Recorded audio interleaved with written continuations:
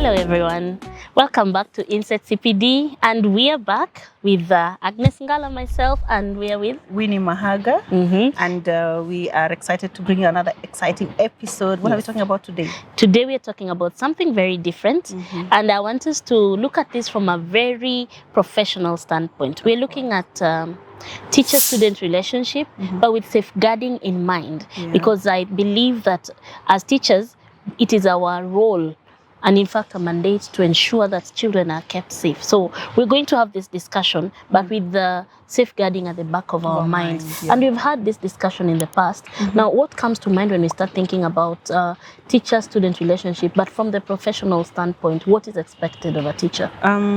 Ideally, we are like the second parents to students. We spend most of the time 5 days a week, almost 5-6 hours with the students. And so it's only fair that we make the relationship very cordial and very interesting, so that you are not dreading. As a teacher, I'm not dreading to go to school because I'm thinking, oh, I'm going to see that student again. They ate me alive last time. You also don't want a situation where a student is so scared to go to school because they're thinking Miss Winnie will do this or Mr. So-and-so will do this. So the relationship has to be very mutual, but at the same time it has to be very building, sort of. So and then we're also going to underline and very highlight the fact that for this, any teaching and learning to go on, this relationship must thrive. It does, because I'm a class teacher. I meet my students from early as 7:30. Everything that happens to them is my responsibility. They come to me when they forget to carry their break. They come to me when they have a birthday. They'll come to me when they are sick. They'll come to me. Even if they don't come to me, wherever they are, I will be called and told so and so is unwell. She's gone home, or so on. So ideally, we are the custodians, and therefore, if our relationship is trained, then the teaching and learning, that is the main, thing to do, will not work. And so we're saying basically that for us to have the normal goal achieved, this relationship has to work. And so what is a teacher-student relationship look like? What does a perfect, good teacher-student relationship look like?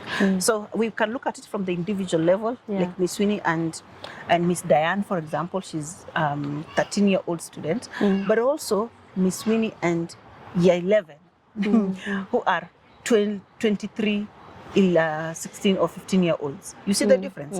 Or Miss Winnie and year 5, who are 18, 10-year-olds. So there's the relationship between an individual, a teacher and a student individually, but also the relationship between a teacher and a class. And let me start from here, Miss. I know I love talking a lot, but let me start from here.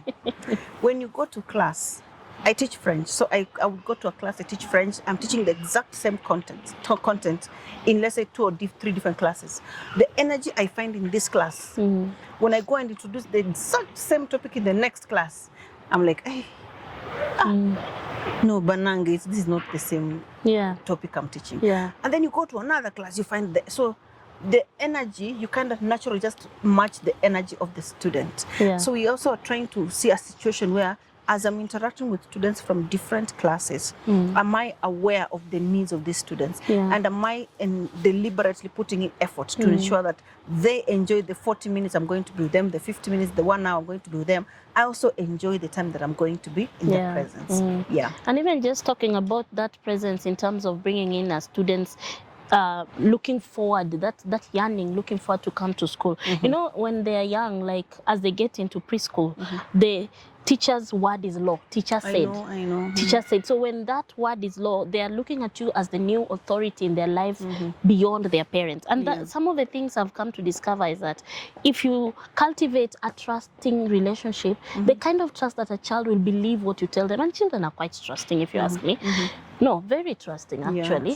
When they start learning that you're teaching them beyond what they were learning at home, they're able to read, they're able to share, like the things that they have at home. They start discovering new things that I can be taught a song and I can present it in front of people.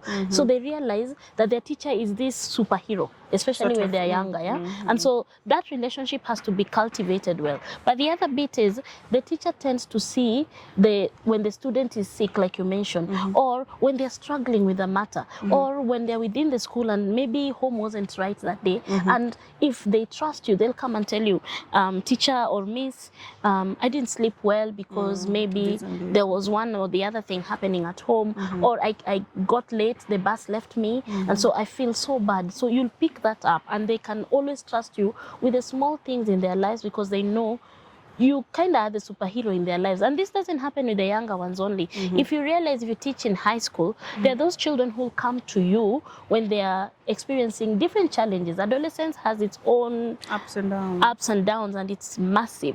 Or for those of you who are educators, because we are talking to all educators, in the university, you'll find there's a student who's struggling with student loan, or they're struggling with a different matter in their lives. And there are always those teachers that students go to because you're going to give them wise counsel. You're going to be a present ear. So that's the kind of relationship we're talking about. Yes. So as a nutshell, as we open up our mind to see, okay, so how do we start cultivating this relationship intentionally?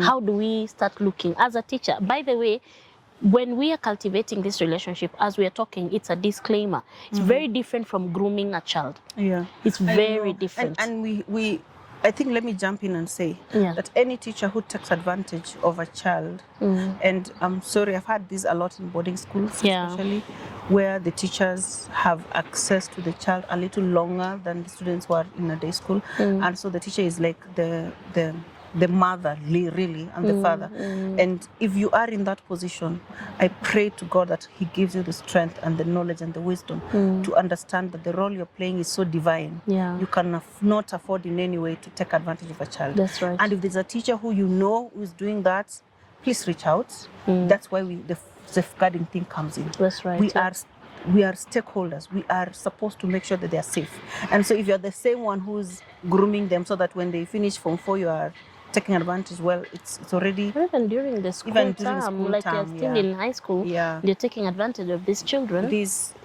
That has to be called, I think I don't know, we need to find the best way to talk about it, maybe even if it's later, to create awareness. This needs a whole episode targeting the students so that they know what do you look out for, how do you know this is going the wrong direction anyway. That's right. But now we are saying, as you had mentioned, that as a teacher you are supposed to be the role model, and the relationship you cultivate will determine how teaching and learning goes on. But at the same time, we also need to understand that you cannot cultivate a relationship until you understand who you are. What kind of a person are you? Are you easily offended? Do you take jokes, or do you feel like this one you're crossing boundaries? And if you're not comfortable, don't go to class and start a joke, because you know they will think that is your energy, that is how you roll, and then they will kind of return the same energy, and then you'll be like, so you need to also know what are your boundaries, what is okay for you, so that you work within that realm. But also, students are different. Remember, you just said that they come from different backgrounds, they experience different things. When we are in school, why is it important to have that relationship? Because they're learning, and as you said, they're learning from a point of, this is my teacher, this is my superhero, sort of. This is my mentor, this is my mom, and we're going to come even to a place where you mentor students, okay? And I think at the end of our discussion, you'll tell us if you've mentored anyone, where are they now, and how do you feel when you look back and say, I walked with them from this level to this level. So the relationship makes it easier for us to teach.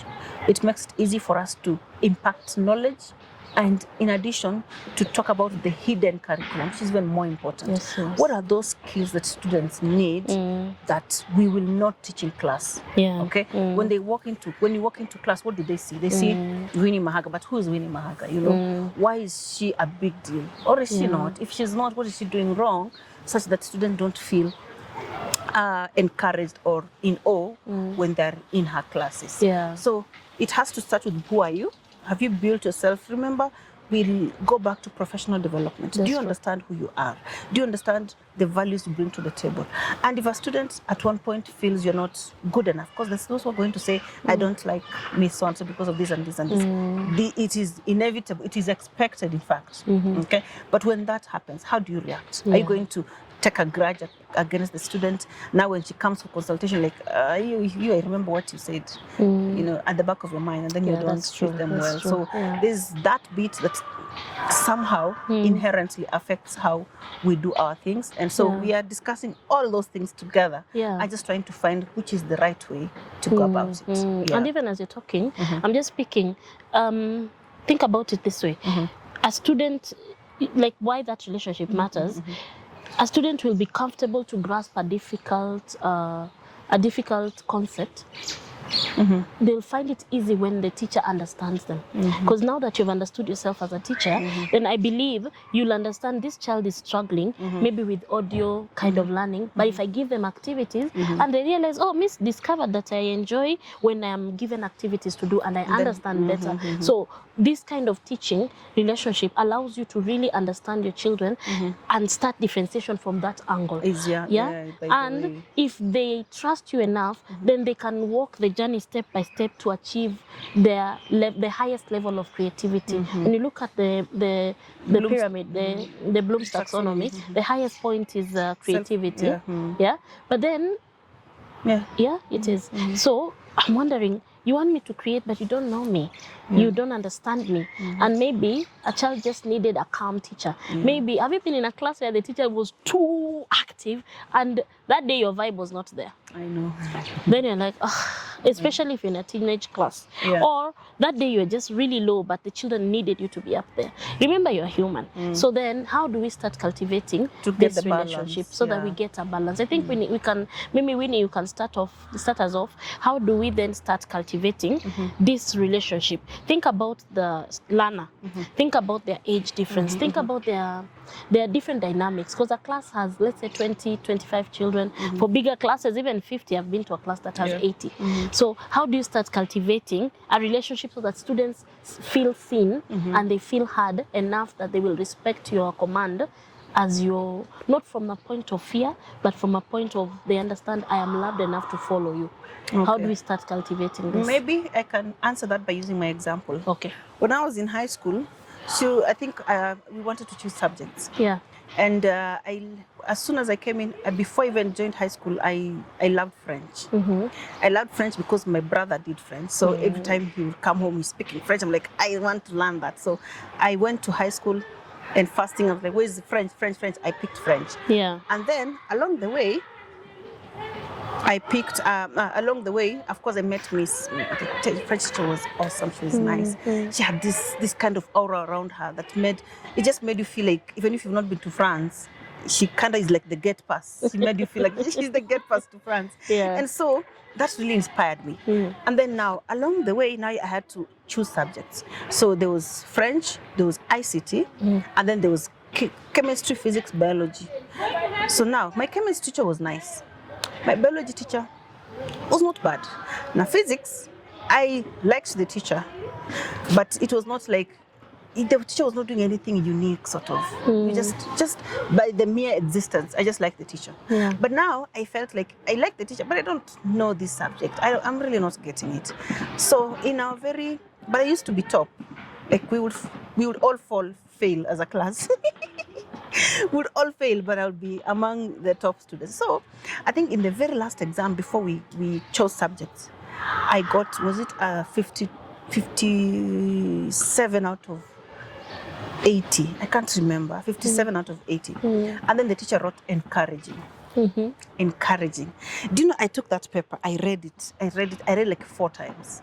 Like when he said encourage, what does it mean? Like that means that the paper was tough, people didn't perform well, but as I tried so much that even though people didn't perform well, he felt there's some hope here. And so I went ahead and picked physics. Okay, so I did physics all the way to, I did the exam. Well, it was still not among the best. I still didn't perform as good as I would have performed in chemistry, biology and physics, biology and French, but still, the reason why I went ahead to pick physics is because I felt the teachers noticed that I'm really trying. I was struggling with the subject, but I'm really giving it my all. And so the fact that he recognized that, and every time I would go for consultation, they would help here and there, and so on and so on.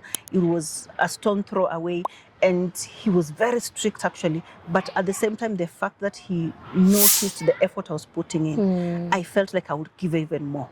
Now, the same applies to French. French, the teacher was also very strict. She would speak in a very nice accent and so on and so on. So every time she taught, I would feel like, how can I be like her? How can I speak French like her? How can I stand out like this?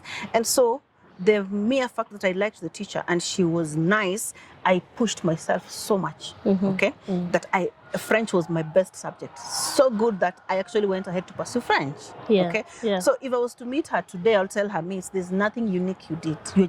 Your mere existence was so good. You were an inspiration. So you also don't want to be that teacher. And let me change the game a little bit. You also don't want to be that teacher who, when you do like this, your sweat is all over the place, everyone wants to run away. When students come for consultation, your mouth doesn't smell so good. Your hygiene is repelling. Your shirt has been ironed the last time 18 years ago. You understand? You're also walking in. It's disgusting even for the student. So just the way you carry yourself, your presentation, your grooming, is the first step, because you cannot. Sometimes it's just so hard. Even if you wanted to, it's just so hard. And so if you do the right thing, but just being you, that's why I'm saying sometimes your mere existence itself can be an inspiration. Just the way you do the things you do can be an inspiration. And then now, once you do that right, and then now you work on am I empathetic? Am I kind? Am I understanding? Am I open-minded? Because you also don't want to imagine things have to be this way. When you give assignments, do they have to be done your way? Okay? There's some people who say, I want my work like this. Okay. What does the examiner want? Yes, I want my work like this. As Miss Winnie, this is how I want my work. I want the books underlined in this manner. If you're a math teacher, I want this and this and this. It's okay, it's very good. But is that what the examiner looks out for? Or are you just trying to fulfill your fantasy in terms of what a good classroom looks like by torturing students to do things a certain specific way, which is limiting their creativity? So first, understand yourself, groom yourself well, package yourself well. You are a brand as a teacher, so that students, when they relate with you, they're not tolerating you, because that's what's going to be like. I have to tolerate this 55 minutes of math. Once it's done, he's gone. I'm trying to picture in my mind. And we've all had such a lesson where the teacher is, and you just have, what do I do now? It's here already. So I think that's the first. I don't know if you can add. I was even just coming to continue. Just think about it. Your mere existence then becomes an inspiration. And you see, this teacher-student relationship then is a basis for an inspiration to the children, so that they become better or they aspire for something. I think you went to France back and forth in your mind just because of your teacher. Exactly. And she might have not even been your friend per se, but by you seeing them, you wanted to emulate them, bringing the point of this teacher student relationship starts to you role model, and you what's that right you mentor without even knowing. And there's another thing, as you brought in, about the students coming to class and they don't feel comfortable in your place. That's why I'm wondering, is it then necessary for teachers to be aware of social emotional learning? Because that social emotional learning then helps you understand your class enough. So by the way, this relationship is not meant to be like so that you're BFFs. There's no place where you are best friends with your teacher or your students, but we are gearing towards something. That's why I said at the beginning, we are developing this professionally. So what's the place for social emotional learning? Allow me to give an example for myself. Like, one thing I'm very keen on, and I've been doing it for a while, when students walk in, I like to know their names. My very first time in a class, I like to capture their names. If somebody forgot your name 10 times, you'll feel they've dismissed you. You feel they don't, you're invisible. Yeah? So just knowing their name. When I know your name, I'll say, oh, hi Winnie, how are you feeling today? You're not smiling. Oh, wow, I've noticed you got a new bag. How are you feeling about it? And you know the way children want to talk about things. So either way, they feel seen. But that's something that has helped me capture even the most difficult students. I'll give an example of a student who, for a long time, they tried my patience. But one day they did something really amazing in class. I told them, wow, I see what you're doing. I see you're working hard. I see you're trying. Do you know, he broke down? He started crying. He said, I don't think anybody sees me. Every teacher thinks I'm a nuisance. But Miss, you said you see me, thank you. That really touched me. So you see, that part of it then, from that conversation, moving forward, Comes easier. Right? So moving forward, there's that authority you have to say, created, yeah. knowing that, in fact, subconsciously, they know that this particular teacher sees me. So I cannot try ninja moves in class because they will see me. And not from fear, but my, Out of the like, respect, yeah, you've the acknowledged space, my yes, presence, yeah. So I don't know, do you have an example like any of that? Or if you've heard of somebody doing? Yes, you see what happens is sometimes you find this the way you've mentioned. Sometimes the student will be feeling a little bit off when you acknowledge. For example, if they're supposed to do an assignment, they're supposed to maybe write. Let's say you've given some questions on the board. They're supposed to write and do a task. But then you find a student is slowing down. Yeah. And then you go to them, ask what's the problem, why aren't you writing, or whatever. This is the normal teacher stuff. Yeah. And then they come out and say, Miss, the problem is I actually hurt myself, my wrist yesterday when I was playing football. Yeah. And so I'm not feeling okay. They don't have anything to show that they've hurt themselves, right? But the fact that you have listened to them, where they're coming from, why they're not able to do the task as expected, is a simple understanding of, I know you might not be able to be where we are, but I will give you the grace.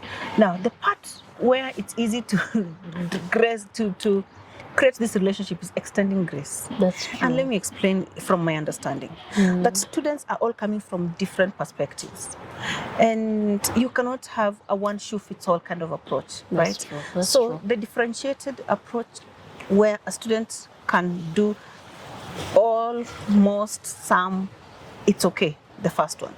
But at the same time, there are some students who is expected to do all, but today they're not doing all. Yeah. Don't scold them. Yeah. Understand where they're coming from. In fact, one of the things I've appreciated and most of the students have told me is, Miss, what we like about is that you listen. Have you ever seen teachers who dismiss you? Like you see, they said, come in your pick it, right? Yeah. Pick it. If you don't have your pick it, I don't want to see you. Yeah. Yeah. I don't want to hear stories. You don't have it, just go. I don't know. You see now, this student must become. You've had stories of a child who went home, and they have a problem with their family. So the mom had gone wherever she goes, and she didn't come. So she came. She sat by the veranda, the corridor, the whole night. She woke up in the morning, took her bag, and came back to school. So does she have the right uniform? Of course not. Does she have the right shoes? Of course not.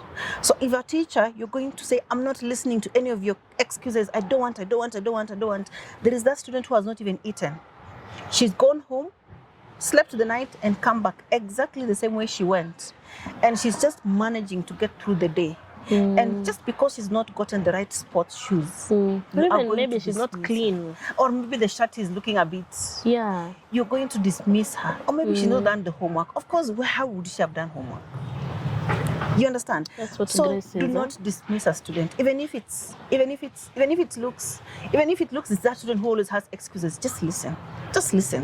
The grace of just listening will make you understand, make a judgment and see this adds up or this doesn't add up. And then, okay, so you didn't do the homework, when are you going to do it? Or you didn't have the right shoes today, when are you going to have the right shoes? We didn't have, the uniform wasn't neat today, when are you going to, So the same way, allow me to also come to this. When you have a good relationship with a student, you see there's this situation where they start growing. Yeah. And then now all of a sudden they have started coming of age, and then the sense start kicking in. Yeah. So now when they go for PE, when they come back, the class doesn't smell the same way anymore. And so you need to introduce the factors. Oh, guys, you need to either take a shower in the morning and evening. You need to improve on your grooming. You need to start thinking of using deo. This conversation is going to be very hard if you do not have a relationship with that student, because where are you going to come from anyway? They'll feel judged. You feel judged because there's no point of entry for you as a teacher. Yes. And that's why you'll find, and sometimes even the girls who have started maybe having their periods, they don't know the hygiene exactly. They don't know the exact, there are those things. And so it's so hard for me to just pick a girl and say, this is what you need to do, if I've not been having a relationship. with that girl. Yeah. But you see, I'll be able to say, hey, today you have a new scent. Which one is that? You know, oh, it's my shampoo. Oh, really nice. But then you can also get this deal. I try to use it. It becomes easier to introduce. Okay. I'm not saying you should just talk about such things to a student, but I'm just saying in a situation where it is necessary, the point of entry has already been eased for you. It's easier for you to mentor. It's easier for you to inspire. It is easier for you to correct without feeling like you're judging the student and without making the student feel bad also. Yeah. I think even this development of the relationship goes broadly because an ideal teacher seeks to identify how else do I make the life of this student better. So I think as a teacher then that forces me to move beyond my personal comfort and look out for what will be the best for this student. Maybe they are struggling with a subject and you've noticed maybe the current teacher maybe their style just doesn't augur well with this student. You can try to call, if you're a class teacher, maybe ask another teacher, this child I've noticed when I was looking at their report from, because the class teacher says the final grade, and you realize, hey, I'm concerned, this student in my class is doing 1, 2, 3, how can we support her? Maybe they are not able to understand, or they're trying but nobody's seeing. So this relationship, the goal is to ensure the life of this student is as meaningful as possible. So I think then it brings us to what you kept saying, that as a teacher you are the parent at that space. So then you do we call it shuttle diplomacy.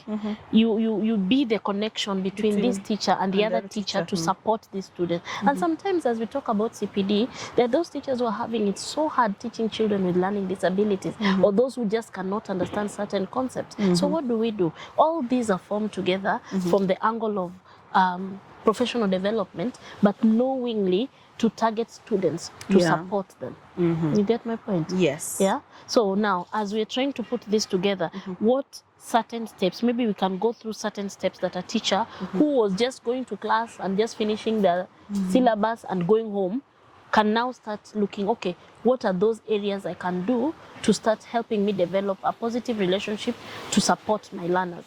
Yes. I think the first place to start is being relatable, right? Remember, we've talked about this several times, but there's no problem repeating. But as a teacher, you need to be relatable to your students. When I say relatable, I mean, first they need to see you as a person who understands where they're coming from, right? They need to see you not as a figure of authority. It doesn't mean that they can dismiss you, but it means they respect you. Now, there's a certain session I underwent where they're talking about leadership, and they're saying the pinnacle of leadership is when people respect you because of who you are. You don't have to threaten them. You don't have to. If you are, they just respect you. And if you earn respect to that level, then you command loyalty. Okay, and when you command loyalty, then you shape lives.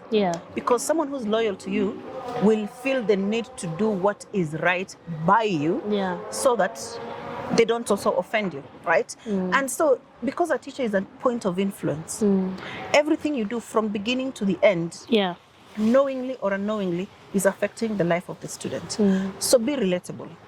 There's some jokes which are very, as a teacher in my age, I wouldn't get them.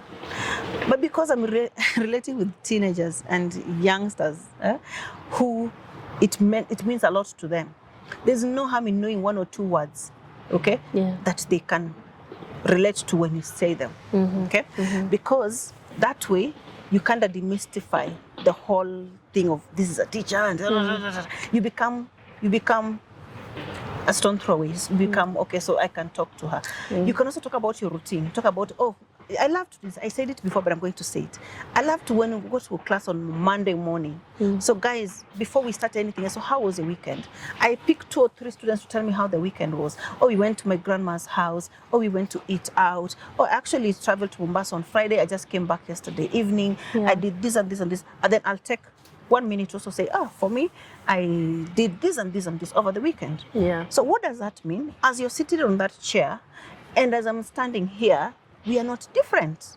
We had a perfect Friday all the way to Sunday, all the same. If you baked and maybe I just made a cup of tea, I boiled eggs and did 1, 2, 3, you realize that we're all doing the same thing, right? And then now from there, it's easier now to build the other things. So now today we're going to be learning about gerunds. What's a gerund? Before you come to that, it's an ing word. What have you been doing? Then you relate also the topic to real life. Don't teach abstract things. Because you see, the whole point a student asks is, why is this important to me? Why am I learning about the Pythagoras theorem? Okay, now that's a very genuine question. Why anyway? But make it easy for me. Every time I teach French, I'll tell them French is is the second language in the UN. Okay, meaning if you don't get to work in a francophone country, then you're going to work with the UN. One of the best employers in the world is the UN. Okay, or you can work for Central Bank or IMF or all these very big, good organizations. Now, forget about working. You can still use the language to create a whole portfolio for yourself, to create jobs for other people. So, am I selling my subject? Yes. So, if you sit there as a math teacher and just say Pythagoras theorem or physics is m squared, e plus g, whatever, I can't, all those things, the student will not see why it's important. So break the language, the subject to them, to the level. For example, English. If you're going to be a CEO, director of a company, you're not going to stand and talk to people in a tone that is demeaning. That's why we're learning English. We learn about tone. We learn about official and unofficial. When you're writing an email, how do you organize it? So I'm making it relatable. And you can still do the same for art. Why is it important? Art, we even use it for therapy. Okay, how do you use it to bring your mind together when you're going through something? So in all these things we are teaching, we are trying to make them say, I know it's in the syllabus, I know it's we are taking some of the things you have to do, but it's so important to you. You need to carry on with it, even without Miss Winnie, even without Miss Carla. You see, so the relatability is very important, and then the relationship where you are able to mold and mentor is also very important. I think even as we are talking about mentorship, you had mentioned about me mentioning an example of what has happened. That's recently. One of my former mentees. The one we met. I remember. And it was many years ago. It was like 15 years ago. We should, right? We ask her if it's possible. We should host her. She's one of my mentees way back from 2010. And you see, the kind of relationship we formed has allowed her to come celebrate with me a major milestone in her life. And I see the other teams that you mentor, and because they trusted you enough at that journey, you've seen them through tough times, you've seen them through happy times, and when they are grown and they leave the nest being the school years, and they meet you out there. And teachers, you can even make a comment. Have you ever met a student that you mentored and you see they've grown and they're back to share their joys? Story, they come to share their stories. It's really heartwarming. I feel like that's like the best part. Now you see that kind of relationship, a child starting from when they were young and they walk with you and they want you to celebrate their milestones. Isn't that amazing? That's the best thing. And you see the good thing about being a teacher is when you are in that flight, finally, Air France. And then you hear, this is your pilot. Wait. That's a very familiar name. It turns out to be the student who is your pilot. Imagine. You don't need anything else. Or you go to hospital, you're going to have a surgery and you're like, guess who's my surgeon? It's this. It is so fulfilling. And so when you talk about mentorship, it's just that relationship from all the way when they're young, and then now they're making big moves. And you remember the one you told me about, the one who gave you the headphones. Exactly. Yes. And so if you were that teacher all the time, you're backing at students. They wouldn't. They will see you and they want to run the other direction because they still feel intimidated by your presence. That's true. So this development of our relationship, the end goal is to see the children turning out to be the best that they can be. That's the end goal. And when you, as a professional, want to see the best part of your student's life, then you will know where to begin. We've given you a few tips. I don't know, Miss, do you have a parting shot? In fact, I wanted to come now to the one for a class. Okay. Before we wrap it up. Remember when we talk about a class where we're talking about you're creating a relationship with the whole class, right? Yes. For me, I feel for you to create that relationship with the whole class, start by identifying the people who influence the decisions in that class. You always have those students. The leaders. The ones who, undercover leaders. Exactly. The ones who can easily make your life so miserable or so good. In campus, we would have called them student rep. class rep, what they call. I think class rep. Yeah, but now sometimes you find the class rep is not necessarily the one The who leader. Who determines who the determines decisions. the direction. So find that person, be their friend. When I say be their friend, is do not scold them in public. I know you might be tempted to do a dress down. You know, sometimes I say, I joke this a lot. Sometimes I say, I will bully you into being a very good student. I was like, no, looking back, I'm like, that's not good. For example, it's public speaking. Of course, I teach English, so public speaking comes by default. Yeah. If a student is supposed to speak, to stand up and present something, and then they're looking a bit timid, I'll be like, no, you're not going to do that. I realized it's borderline. Yeah. At this moment, I just need to manage it, and then later I can call them and tell them, you know what, you are a bit shy. What can I do to make sure you are bold next time? So that you're not giving them a dress down in the presence of their friends. And then when you manage one individual, it becomes easier to manage the rest. Because now, this one individual, when they want to talk, they're like, Miss is not responding because I've talked to you, and now you're a good student, you're following. But because so now I'll be the one who'll be in trouble. That's and true. then you also talk to me. So next time, if there's a third person who's poking me and poking you, we're just looking like, not this class. Because you have, the easiest way to influence is go individual. Start with one student, talk to them, set your expectations with that student, so that if they have to influence the rest, they're influencing the rest in good manners, in the right thing. And sometimes those naughty students, give them responsibilities. Oh, it works so well. Let them be the ones who are going to make sure the teacher is in class in good time, clear the board, set the objectives on the board. Let them even be mini teachers for that lesson. So today we're going to be learning about this and this, and our teacher is going to be so and so. So take us through the day. Okay. Of course, brief them on what is expected, so that you just jump in once in a while to clarify 1 or 2 points. But you empower them. You see they've felt seen, respected, and rewarded, sort of. For the same. So and they're doing this in the presence of their peers. So it's a big deal. So teacher so and so, that person now, it's Mr. So and so. And so as they're like, hey, can I answer a question, Mr. So? You're not picking me, Mr. So, you know? And they're feeling I can be a teacher today. So when I sit down, I need to kind of continue with the same energy. Yes. Okay.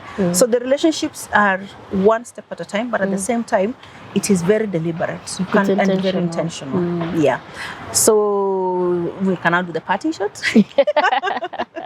My parting shot is students are eager by virtue of just the way the human nature. If you are not curious, there's a problem. Yeah, we are all curious. Kids are always curious. It doesn't matter the age. You're curious. That's why you get in trouble, because your curiosity gets the best out of you. But students are curious. But as a teacher, what are you doing with that curiosity? Are you also curious enough to discover what's going on in the life of your children? What's going on in the life of those you've been entrusted with? And once you know, what are you doing with that information? As a teacher, are you using that information to, like you say, dress down a child? Or you're seeking solutions for these children? And you see, from that relationship, today it will be maybe I had a headache. Tomorrow it will be maybe I'm graduating from Harvard, for instance. You see where it began to where the child is going. And they become lifelong friends. And now when they're out there, then you become not even just friends, you become an icon to them, somebody to look out to. They will look for the school you're in, so that they bring their child to that school. Thank you. So that the child can tap into the same blessing. And with that thought, teachers don't grow old, eh? I know. If you come 14 years from now, they'll still be looking like this. Yes. So they will keep looking. So teachers, develop this relationship like you're developing your own child. Develop this relationship so that you are doing even the silent curriculum that nobody sees, because the children acknowledge this, and when they feel heard, their learning will be more beneficial for them. And imagine your work will be so much easier because you're learning from trust. Yeah, my parting shot is we've had enough of those CEOs who think the end justify the means. We need teachers to mentor and bring up children who have empathy, who have kindness, yeah. who have understanding, who are going to sit in these boardrooms and listen to people when they're leading. And this cannot happen if you don't cultivate that relationship now with that child that you're dealing with, because they will grow up thinking the way you handle it is the way it's going to be handled. All right, this is INSEP CPD, impacting lives. One teacher at a time. And we are trying to say, build those relationships. Start now, so that when your child, when a student becomes that CEO, they're the best they can in that field at that time. All thanks to you. Thank you so much. Signing out. This is Miss Sweeney. And this is Agnes Ngala. Bye-bye. Bye. See you next episode.